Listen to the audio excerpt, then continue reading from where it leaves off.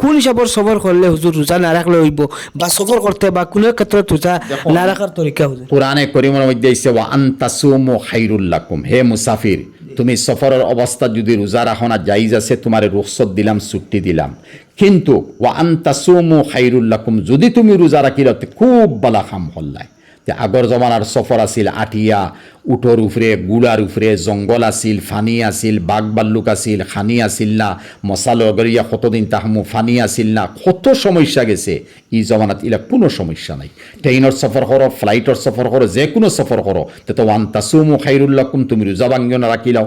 আর এই রোজা যদি কেউ ভাঙ্গি লায় তে জাইজ আছে, ঠিক আছে, রমজান যাওয়ার পরে 30টা 20টা 10টা কেউ আদায় করে না। মহিলা হলর মাসিকর লাগি 3টা 5টা রোজা খোঁজা অগুন আদায় করুন না। আর আমরা পুরুষ হইয়া সফর হরমো 20টা 30টা রোজা ভাঙ্গি নেইমো আর গর রমজানও রাখলে কখনো হইতো না। এর লাগিয়া ঘুরি ফিরি একমাত কোরআনর ওয়া আনতাসুমু খাইরুল্লাকুম, হে মুসাফির তুমি রোজা রাখিলাও।